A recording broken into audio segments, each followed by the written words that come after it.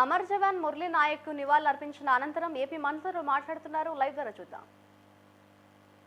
డ్రోన్లు పంపించి మన కీలకమైన ఇన్స్టాలేషన్స్ పైన అటాక్ చేయాలన్న ఆలోచనలు ఉన్నప్పుడు మన జవాన్లు దేశానికి నిలబడి మేము నిలబడతాం, మేము పోరాడతాం, దేశాన్ని మేము కాపాడుతాం చెప్తాం జరిగింది. కుటుంబాలకి దూరంగా, తల్లిదండ్రులకి దూరంగా వాళ్ళు అక్కడ ఉండి దేశం కోసం అహర్నిశలు నిలబడుతున్న వ్యక్తులు. ఈరోజు జవాన్లు అక్కడ నిలబడారు కనుకనే, పోరాడుతున్నారు కనుకనే భారతీయులు ఆంధ్రులం మనం ఇక్కడ హాయిగా బతికే పరిస్థితి. దాంట్లో మొన్న జరిగిన దాడిలో మన నాయక్ చనిపోతాం జరిగింది. మురళీ నాయక్ చిన్నప్పటి నుంచి కూడా మిలిటరీకి నేను ఉంటాను, నేను చనిపోతే భారతదేశ జెండా కప్పుకుని చనిపోతానని పదే పదే అతని కుటుంబానికి చెప్తాం జరిగింది. కుటుంబానికి ఏకైక బిడ్డ మురళీ నాయక్. చిన్నప్పుడు వాళ్ళ అవ్వ తాతతో పెరిగిన వ్యక్తి. దేశం కోసం నిలబడతాను, దేశం కోసం పోరాడతానని చెప్పిన వ్యక్తి మురళీ నాయక్. ఇంత చిన్న వయసులో మురళీ నాయక్ చనిపోతాం నిజంగానే చాలా చాలా బాధాకరం. ఆ కుటుంబానికి అటు కేంద్ర ప్రభుత్వం, ఇటు రాష్ట్ర ప్రభుత్వం అండగా నిలబడుతుంది. గౌరవ ముఖ్యమంత్రి గారు మాతో మాట్లాడారు, ఉప ముఖ్యమంత్రి గారు, అదేవిధంగా హెల్త్ మంత్రి మన సత్యకుమార్ గారితో మాట్లాడి ఆ కుటుంబానికి ప్రభుత్వం నుంచి ఆర్థిక సాయం కింద 50 లక్షల రూపాయలు, దాంతోపాటు 5 ఎకరాల భూమి, ఇల్లు కట్టుకునేదానికి 300 గజాలు ప్రభుత్వం అందజేస్తాం జరుగుతుంది. అంతేకాకుండా కుటుంబాల కోరిక మేరకు కుటుంబంలో ఎవరికైనా ఉద్యోగం ఇస్తే, ప్రభుత్వ ఉద్యోగం ఇస్తే బాగుంటుందని అడిగారు. కుటుంబంలో అంటే బిడ్డలు ఎవరు లేరు, ఒకే బిడ్డ కనుక తండ్రికి ప్రభుత్వ ఉద్యోగం ఇవ్వాలనేది కూటమి ప్రభుత్వం నిర్ణయిస్తాం జరిగింది. ఇంతేకాకుండా అంత్యక్రియలు సొంత భూమిలో జరుగుతుంది కనుక మెమోరియల్ కూడా కట్టాలని నిర్ణయించాం.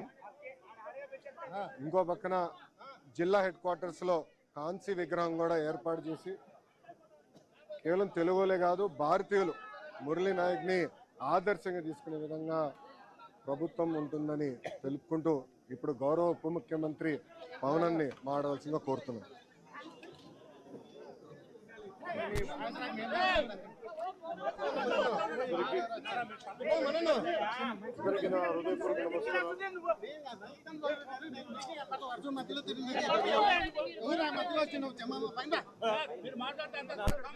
Please please madam.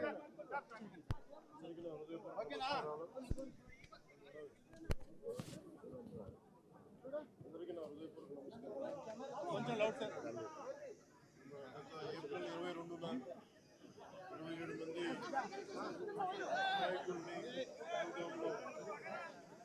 ఉగ్రవాదులు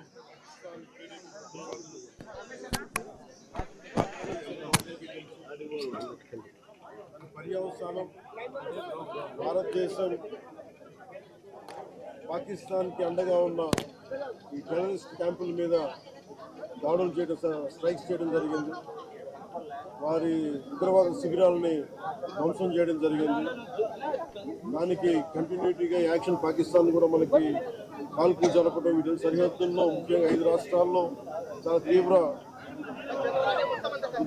చాలా ఉద్విగ్నతతో కూడిన పరిస్థితులు ఏర్పడ్డాయి.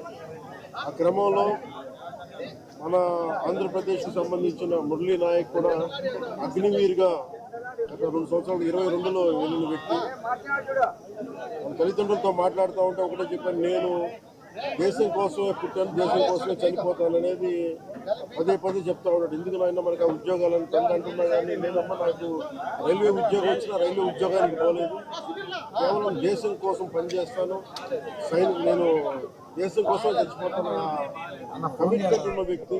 కానీ దురదృష్టవశాత్తు చాలా చిన్న వయసులో 23 ఏళ్ల వయసులో తన ప్రాణాలని కోల్పోవాల్సి వచ్చింది. పదే పదే మొన్న కూడా ఏం చెప్పారంటే నిజంగా ఉగ్రవాదుల తూటాలు కానీ సరిహద్దుల యుద్ధాలు కనుక జరిగితే దాని పర్యావసనం దాని ప్రాణాలు మొత్తం సమస్త భారతంలో కనిపిస్తూనే ఉంటాయి, దాన్ని ఎక్కువ అవుతూనే ఉంటాయి. దానికి ఒక బలమైన ఉదాహరణ మురళీ నాయక్ గారి మరణం. చాలా చాలా బాధ కలిగించింది. 23 ఏళ్ళ చిన్న వయసు. మన ఎవరు భారతదేశంలో ఎవరు యుద్ధం కావాలని కోరుకోలేదు.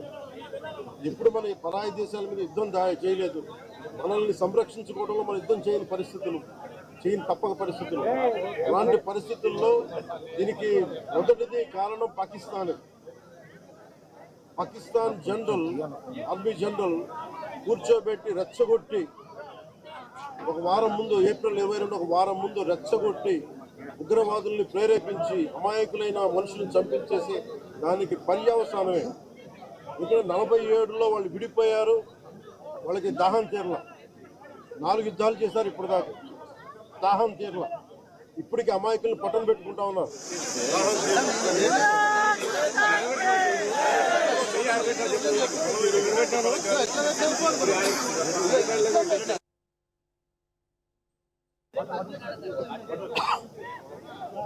నిన్న కూడా చూసాం.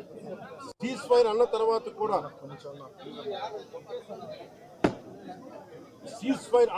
కూడా సీజ్ ఫైర్ ని వైలేట్ చేసిన ప్రభుత్వం అక్కడ. నిజంగా చెప్పాలంటే ఒక బనానా రిపబ్లిక్. దానికి ఎవరు మాస్టర్స్ తెలియదు పాకిస్తాన్. వాళ్ళు చేసే అరాచకాలు, వాళ్ళు చేసే మనకి స్పాన్సర్డ్ టెర్రరిజం ఇండియాకు ఒక ఇబ్బందిగా తయారైంది. ఇది మన బాంబే, ముంబై దాడులు కావచ్చు, కశ్మీర్ లో ఎథ్నిక్ క్లెన్సింగ్ కావచ్చు, ఇది ఒక రిపీటెడ్ కోయంబత్తూర్ దాడులు కావచ్చు, పేలుళ్లు కావచ్చు, జామా మస్జిద్ పేలుళ్లు కావచ్చు, లేదా గతంలో జరిగిన మనకి గోకుల్ చాట్ పేలుళ్లు కావచ్చు, లుంబిని పార్క్ పేలుళ్లు కావచ్చు. ఇవన్నీ కూడా ఎక్కడో చోట దీనికి ఒక ముగింపు పలకాలి, దీనికి ఒక బలమైన గుణపాఠం చెప్పాలనేది నరేంద్ర మోదీ గారి ప్రజలందరూ కోరుకున్నారు. ఆయన దీనికి ఇప్పుడే సోదరులు గౌరవ మంత్రి ఐటీ అండ్ ఎడ్యుకేషన్ మినిస్టర్ వారు అనౌన్స్ చేశారు.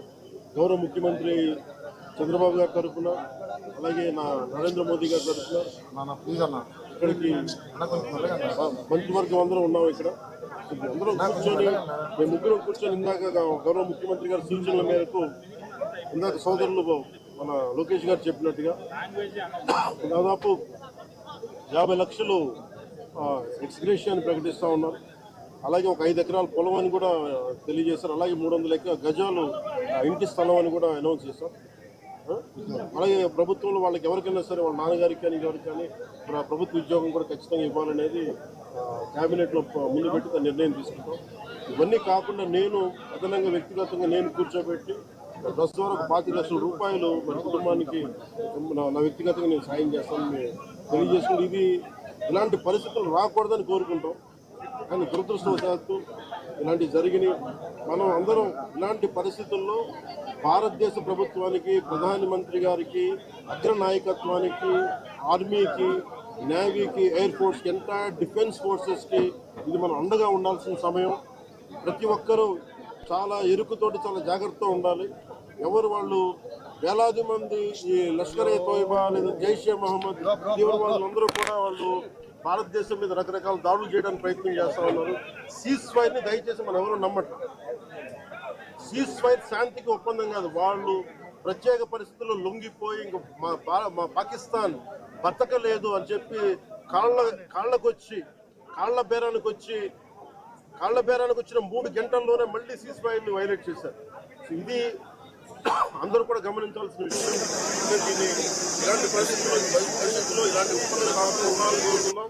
దాని తగ్గట్టుగా మనందరం దేశానికి, దేశ నాయకులకి, ఆర్మీకి, నేవీకి, ఎయిర్ ఫోర్స్కి, ఎంటైర్ డిఫెన్స్ ఫోర్సెస్కి మనం బలం ఇవ్వాల్సిన సమయం. అందుకని మీ అందరూ సహకారం కోరుకుంటూ సెలవు తీసుకున్నాం. మురళీ నాయక్ పవన్ కళ్యాణ్ గారి వీరాభిమాని. చిన్నప్పటి నుంచి వారిని కలవాలని తహతహలాడుతూ వచ్చారు. అటువంటిది ఇవాళ పవన్ కళ్యాణ్ గారిని ఇక్కడ రప్పించుకున్నారు.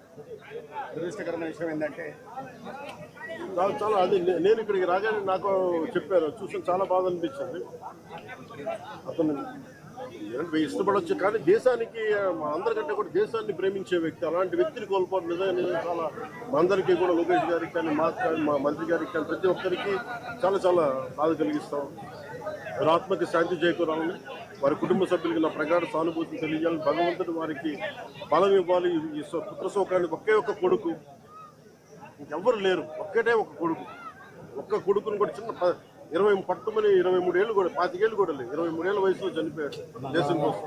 చాలా చాలా చాలా బాధగా ఉంది. వారి కుటుంబానికి అండగా ఉంటామని దేశ సహాయం కాకుండా మా 3 పార్టీల నుంచి కూడా వారికి ఏ సహాయం కావాలో మా నాయకులు ఇప్పుడు అందుబాటులో ఉంటారు. మా గౌరవ మా మంత్రివర్గ సహచరులు ఉన్నారు, ఎమ్మెల్యేస్ ఉన్నారు, అన్ని పార్టీస్ అందరూ వారికి అండగా ఉంటామని తెలియజేసుకుని సెలవు. జై హింద్.